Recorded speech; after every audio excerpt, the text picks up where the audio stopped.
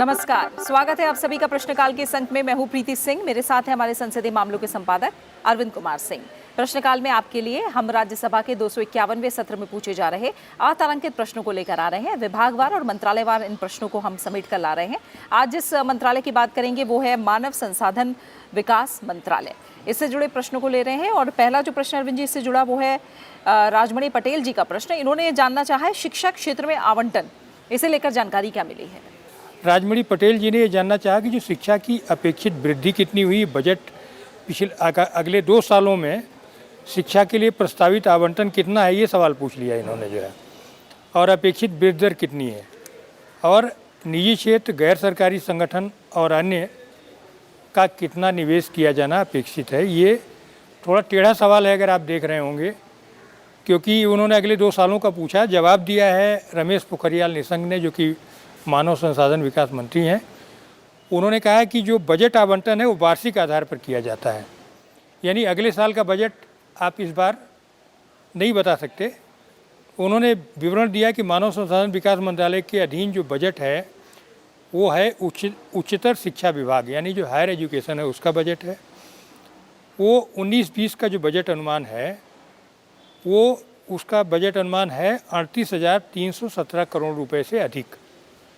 और जो उसके बाद जो स्कूली शिक्षा और साक्षरता विभाग है उसका बजट अनुमान है 56,536 करोड़ रुपए से अधिक बनता है ये। और उन्होंने ये भी बताया कि ये आवंटन मांग, जो आमेलन क्षमता है और संसाधनों की उपलब्धता पर निर्भर करती है। और इसके अलावा जो निजी क्षेत्र है, जो NGO है, उनके द्वारा जो शिक्षा में संभावित निवेश है उसके बारे में भारत सरकार के स्तर पर किसी तरह के आंकड़ों का अनुरक्षण नहीं किया जाता। ये इस तरह से जवाब इसमें दिया गया है।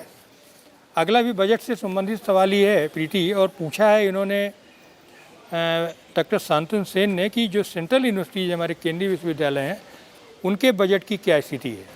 जी, क्या जवाब है? सेंट्रल यूनिवर्सिटीज़ के बजट को लेकर जो प्रश्न पूछा है शांतनु सेन ने, उन्होंने ये प्रश्न पूछा है 6 भागों में और जानना चाहा है कि पिछले 5 वर्षों के दौरान विभिन्न केंद्रीय विश्वविद्यालयों को आवंटित बजट का विद्यालयवार और वर्षवार ब्यौरा क्या है।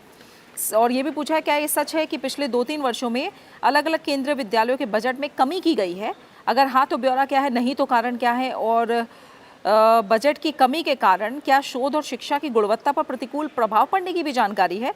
इसके अलावा 2 और भागों में ये प्रश्न है।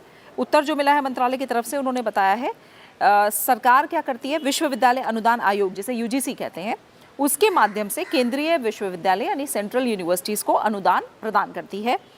5 वर्षों और चालू वर्ष के दौरान जो आवंटित किया गया बजट है केंद्रीय विश्वविद्यालयों को वो इस प्रकार है। आवंटित बजट रहा 2014-15 में 5,653.95 ये रहा है। इसके अलावा आगे हम बता दें, आगे ये जो बजट है 2015-16, 2016-17, 17-18 और इस तरह से 19-20 तक का बजट दिया गया है। ये आगे यहाँ पर जो बढ़ के बजट आया है काफ़ी, वो 2017-18 में 7,286.33 करोड़ रुपए। फिर ये 2018-19 में थोड़ा कम हुआ, 6,608.60 करोड़ रुपए रहा। और 2019-20 में ये बताया है इन्होंने, 4 मार्च 2020 तक की जो जानकारी दी है ये बताया गया है 8,135.90 करोड़ रुपए, और ये जो है अंतरिम आंकड़ा है। आगे इन्होंने यहाँ पर जो साफ किया है, ये बताया है कि 2018-19 से अवस्थापना विकास के लिए निधियाँ केंद्रीय विश्वविद्यालयों की आवश्यकता के अनुसार ये उच्चतर शिक्षा निधियन एजेंसी जिसे हेफा कहा जाता है उसके माध्यम से की जाती है। केंद्रीय विश्वविद्यालयों की आवश्यकता के अनुसार हेफा के माध्यम से की जा रही है 2018-19 से।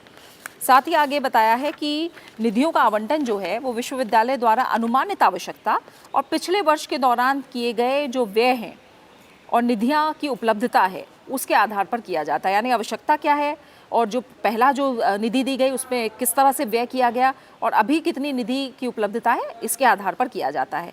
मानव संसाधन विकास मंत्रालय के क्षेत्राधिकार के तहत केंद्रीय विश्वविद्यालयों द्वारा शोध और शिक्षा की गुणवत्ता पर कोई विपरीत प्रभाव पड़ने की सूचना नहीं है, ये भी प्रश्न में पूछा गया था। आगे बताया है कि इंफ्रास्ट्रक्चर के विकास के लिए अवसंरचना विकास में तेजी लाने की दृष्टि से 2018-19 से केंद्रीय विश्वविद्यालयों को अनुदान उच्चतर शिक्षा वित्त पोषण एजेंसी HEFA जिसे कहा जाता है, इसके माध्यम से जारी की जा रही हैं। तो ये यहाँ पर सेंट्रल यूनिवर्सिटीज़ को लेकर, बजट को लेकर जो प्रश्न था उसकी जानकारी दी गई। आगे जो प्रश्न है अरविंद जी, ये है शिक्षा संस्थाओं में खेल और स्वास्थ्य के लिए राष्ट्रीय पहल। ये प्रश्न नारायण लाल पंचारिया जी ने पूछा है, इसमें क्या उत्तर मिला? बिल्कुल, पंचारिया जी का जो सवाल है बड़ा महत्वपूर्ण सवाल है। इसमें मंत्री जी से उन्होंने ये जानना चाहा कि शिक्षा संस्थाओं में खेल और स्वास्थ्य के लिए क्या कोई राष्ट्रीय पहल शुरू की गई है। ये भी आगे पूछा कि अगर नहीं की गई तो कारण क्या है, और क्या सरकार उच्चतर शिक्षा में तंदुरुस्ती को शामिल करने का प्रस्ताव करती है। एक पूरा विवरण मांगा गया, तो इसका जवाब जो दिया मानव संसाधन विकास मंत्री रमेश पोखरियाल निशंक ने कहा कि खेल और संपूर्ण स्वास्थ्य के लिए राष्ट्रीय पहल एक योजना शुरू की गई है और 2020-21 में इसके लिए 5 करोड़ रुपए का आवंटन किया भी गया है। इसके अलावा सरकार उच्च शिक्षा संस्थाओं में, जिसमें विश्वविद्यालय भी शामिल हैं, फिट इंडिया योजना को उसमें लागू किया गया है। इसके तहत ऐसी नीतियों और प्रथाओं को अपनाया गया जो छात्रों को स्वास्थ्य और फिटनेस पहल में सक्रिय रूप से भाग लेने के लिए प्रेरित करता है। तकनीकी संस्थाओं के लिए AICTE, जो अखिल भारतीय तकनीकी शिक्षा परिषद कहते हैं जिनको, उसके अनुमोदन प्रक्रिया हैंडबुक के आधार पर जो निर्दिष्ट खेल भागीदारी और खेल सुविधाओं को बढ़ाने के लिए एक गाइडलाइन भी उपलब्ध कराई गई है। तो इस तरीके से एक नई शुरुआत की गई है। प्रीति, इसका क्या असर होगा ये तो आने वाले समय में पता चलेगा। अगला भी बड़ा महत्वपूर्ण सवाल है जो अजय प्रताप सिंह जी ने जानना चाहा है और संजय सेठ जी ने, कि स्कूलों में महिला शिक्षकों की क्या कमी है और सरकार इस दिशा में क्या कर रही है। जी, ये जो प्रश्न पूछा है यहाँ पर संजय सेठ और अजय प्रताप सिंह जी ने, इन्होंने पूछा है क्या ग्रामीण क्षेत्रों में प्राथमिक, उच्च प्राथमिक और माध्यमिक स्तरों के स्कूलों में महिला शिक्षकों की भारी कमी है और ग्रामीण क्षेत्रों में कई स्कूल तंबुओं में चलाए जा रहे हैं। अगर हाँ तो ब्यौरा क्या है, नहीं तो कारण क्या है। साथ ही उन्होंने जो छात्र शिक्षक या महिला शिक्षक अनुपात का आकलन किया है ये पूछा है, इसका ब्यौरा भी पूछा है, और सुधार लाने के लिए जो शिक्षक और छात्र अनुपात है इसमें सुधार लाने के लिए क्या किया जा रहा है ग्रामीण इलाके में, खासकर शिक्षा प्रणाली को बेहतर बनाने के लिए। उत्तर जो मिला है उसमें बताया गया है कि शिक्षा जो है वो संविधान की समवर्ती सूची में है, यानी जो ज़्यादातर स्कूल है, अधिकांश स्कूल हैं, वो संबंधित राज्य या कहें केंद्र शासित प्रदेश सरकार के अधिकार क्षेत्र में आते हैं ज़्यादातर स्कूल। इसलिए जो भर्ती है, सेवा शर्तें हैं, शिक्षकों की तैनाती है, स्कूलों का मैनेजमेंट है, प्रबंधन है, ये मुख्य रूप से जो संबंधित राज्य सरकार या केंद्र शासित प्रदेश हैं उनके प्रशासन के अधिकार क्षेत्र में है। शिक्षकों की भर्ती कॉन्टिन्यूस प्रोसेस है, यानी सतत प्रक्रिया है, ये होती रहती है।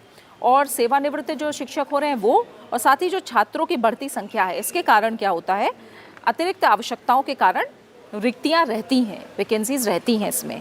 इसके अलावा एकीकृत जिला शिक्षा सूचना प्रणाली, इसे यूडाइज कहा जाता है, 2018-19 के अनुसार ग्रामीण क्षेत्रों में, और ये अनंतिम आंकड़े हैं आपको बता दें, ग्रामीण क्षेत्रों में सरकारी प्राथमिक, उच्च प्राथमिक और माध्यमिक स्कूलों में शिक्षकों की कुल संख्या में से 40% से ज़्यादा, 40.56% महिला शिक्षक हैं।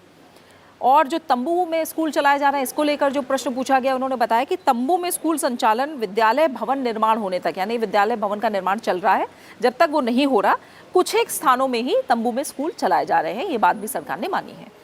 आगे जो जानकारी दी है, जो पहले राष्ट्रीय शिक्षा अभियान योजना है उसके ढांचे के अनुसार अब समग्र शिक्षा में मिला दिया गया है इसे, और माध्यमिक स्तर पर जो PTR यानी छात्र और शिक्षक का जो अनुपात होना चाहिए, माध्यमिक स्तर पर 30 छात्र पे 1 शिक्षक होना चाहिए। अब यूडाइज 2017-18 अनंतिम आंकड़ों के अनुसार प्राथमिक विद्यालयों के लिए राष्ट्रीय स्तर पर जो PTR है वो 23:1 है, यानी 23 छात्र पे 1 शिक्षक, और उच्च प्राथमिक विद्यालयों में ये 25 छात्रों पर 1 शिक्षक और माध्यमिक स्तर के लिए 26 छात्रों पर 1 शिक्षक है। जो मानदंड हमने पहले बताए ये उनसे बेहतर स्थिति है, ये सरकार हाँ बल्कि और बेहतर बता रही है, मानदंडों से भी बेहतर है स्थिति। तो यहाँ उत्तर दिया है मंत्रालय ने इसका। आगे प्रश्न आ रहा है अरविंद जी, ये है उच्चतर शिक्षा के लिए सभी प्रवेश परीक्षाओं के संचालन के लिए राष्ट्रीय परीक्षा एजेंसी, प्रसन्न आचार्य जी का प्रश्न है ये। जी, उन्होंने जो सवाल पूछा है प्रीति, जो प्रसन्न आचार्य जी का जो सवाल है वो मुख्य रूप से इस बात पर केंद्रित है कि क्या जो उच्चतर शिक्षा संस्थान है उनमें जितने भी प्रवेश परीक्षाएं हैं उनके संचालन के लिए सरकार ने जो राष्ट्रीय परीक्षा अभिकरण जो है, यानी नेशनल टेस्टिंग एजेंसी जो है, वो गठित किया, और वो पूरी तरह से काम करना कब शुरू कर देगा इससे उच्चतर शिक्षा को कैसे लाभ मिलेगा, ये सारी बातें पूछी हैं। और ये पूछा क्या ये स्ववित्त पोषित होगी, यानी खुद ही ये अपना वित्त पोषण करेगी, ये सारे सवाल हैं। जवाब रमेश पोखरियाल निशंक ने दिया और ये बताया कि 15 मई 2018 को स्थापित ये जो एजेंसी है, राष्ट्रीय परीक्षण एजेंसी यानी एनटीए ने दिसंबर 2018 से जनवरी 2020 के दौरान ये है 79.5 लाख आवेदकों को शामिल करते हुए 22 परीक्षाएं संचालित की हैं, ये इन्होंने दिया है। और ये कहा कि इसमें पारदर्शिता और निष्पक्षता जो है इसका उच्चतम स्तर पर सुनिश्चित किया जा रहा है। और ये भी कहा कि अभी ये स्ववित्त पोषित है, आवेदकों पर जो शुल्क लगाया जाता है वो केवल इनपुट लागत और प्रशासनिक लागत को पूरा करने के लिए न्यूनतम स्तर पर लिया गया है, यानी ये स्ववित्त पोषित है, ये कुल मिला के बताया गया। और हमने देखा कि पीटी आज जो हम लोगों के जो सवाल हैं कुल मिला करके आंकड़े पर आधारित ज़्यादातर सवाल हैं और बजट के बारे में भी पूछा गया। इस तरह से अगर आप देखेंगे तो शिक्षा के बारे में बहुत सारे सवाल पूछे जा रहे हैं और हम लोग कुछ चुन के ले भी रहे हैं इसमें। जी बिल्कुल। तो आज मानव संसाधन विकास मंत्रालय से जुड़े इन प्रश्नों को हमने शामिल किया है। आज का अंक का समय पूरा हो गया है। अगले अंक में एक और मंत्रालय से जुड़े हम सवालों को लेकर आएंगे। मुझे अरविंद जी को तब तक के लिए इजाज़त दीजिए। नमस्कार।